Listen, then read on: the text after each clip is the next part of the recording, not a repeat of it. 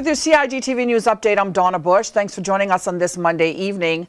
Premier the Honourable Alden McLaughlin and His Excellency the Governor, Mr. Martin Roper, raised the Commonwealth flag at the Government Administration Building on Monday morning. The raising of the flag signifies the observation of the Commonwealth Day here in the Cayman Islands. Now, the Royal Commonwealth's local representative, Mr. Lemuel Hurlston, shared a message from Secretary General, the Right Honourable Patricia Scotland. Here's an excerpt.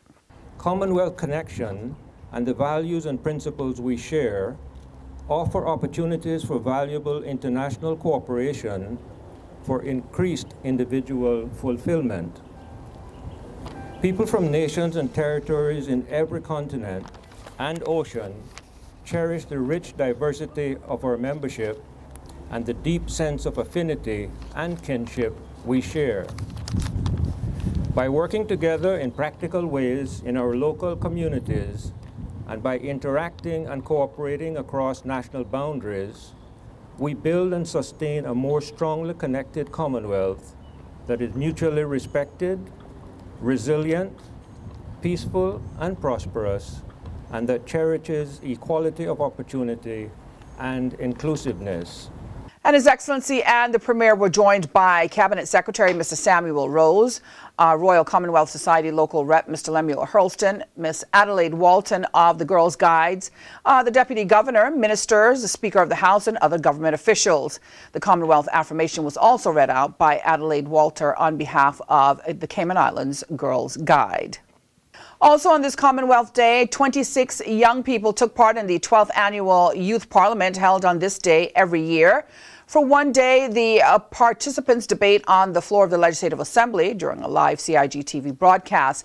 This year's theme is a connected Commonwealth with the goal of encouraging collaboration to protect natural resources and the environment, particularly the ocean, which connects so many member countries. The 53 Commonwealth member countries and their 2.4 billion people are brought together in the Commonwealth chapter, which marks its 70th anniversary this year. Now, topics debated by the young people who take on the roles of cabinet secretaries, cabinet ministers, ex officio members, government backbenchers, and the opposition debated the use of plastic bags bill 2019 and the private members motion number 1 of 2019, implementation of a juvenile detention and youth rehabilitation center. In preparation for the Youth Parliament, the young people were coached by Ms. Barbara Connolly, MLA and chairman of the CPA Youth Parliament Organizing Committee and joint vice president of the CPA Cayman Islands branch, the Honourable Leader of the Opposition, Mr. Ezard Miller. Now, the Honourable Dr. McKeeva Bush, Speaker of the House and President of the CPA Cayman Islands branch, gave the welcome address, while Premier and joint vice president, the Honourable Alden McLaughlin, officially opened this year's Youth Parliament. Finally, as a part of the Families in the Wild program, the National Trust teamed up with Sunset Divers on Saturday to put on a snorkel clinic. Carrie Bounds of the National Trust explains. We have 10 participants who are going to enjoy the water, learn a little bit about snorkeling, and a lot about our oceans, and it's just time out with family, enjoying Mother Nature. Families in the Wild is an ongoing program with the National Trust. We try to put on activities, once a quarter, sometimes more, often than that. You don't have to be a member to participate in these events. They're open to the public. It's an effort of the National Trust to get people involved and to get families outdoors, enjoying what Cayman has to offer.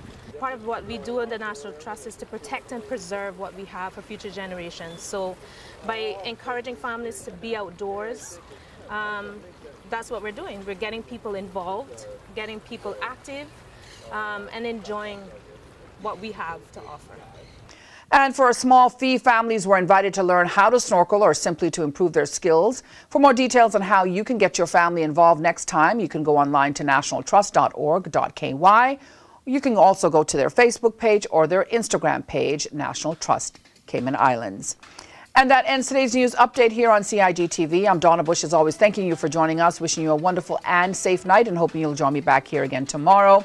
Until then, bye-bye for now.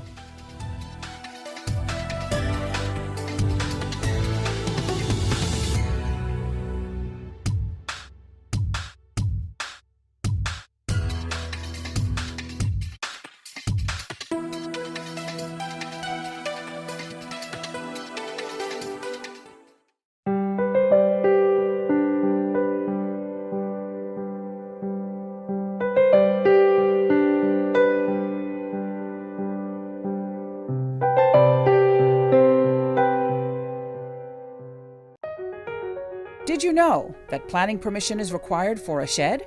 Did you know you should check with the department as a planning and permit application may be required? Did you know planning permission is required to clear land by mechanical means? You should check with the department as a planning and permit application may be required. Boating, fishing, and water sports in the Cayman Islands are great, but keep a cool head. Here are 7 tips for fun and safe sea outings. Number 1. Use a checklist to plan your outing. Check the weather forecast, make a float plan, and share it with someone who is remaining on land, stating where you're going, with whom, and when you're expected to return. Visit your nearest marine supply store to get your safety gear. This includes signaling mirrors, whistles, and a flare kit.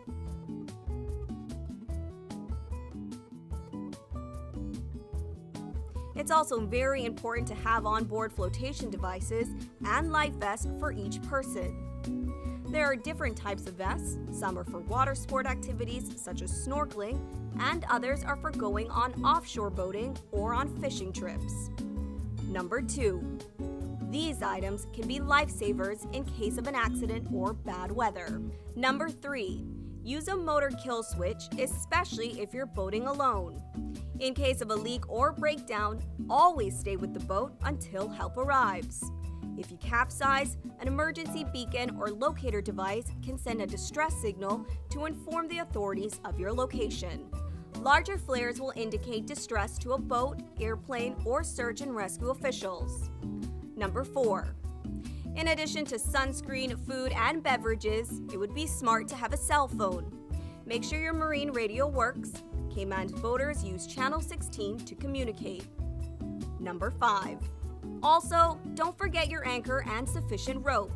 Number 6. Boat operators should be familiar with the local waters and reefs, as well as the capabilities and functions of the vessels they are using. Always obey the rules of the sea and the marine environment, and have courtesy for others. Number 7. Alcohol and salt water do not mix, especially if you're the captain. Some useful contact numbers are 911. The RCIPS Marine Base is 649-7710, and the Port Authority is 949-2055. Smooth sailing, all!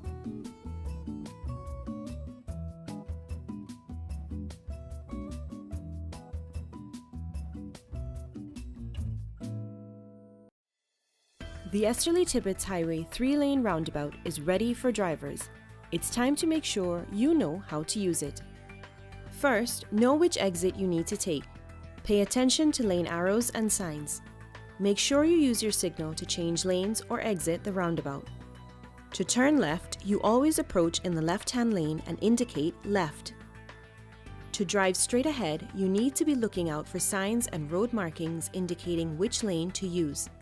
Get in one of the lanes marked with a straight-through arrow.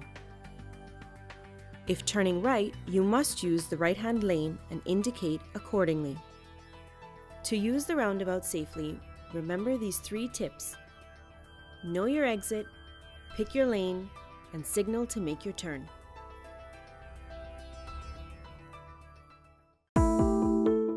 Did you know your mailing address details on your land register must be up to date in order to receive notices on new development which may impact you?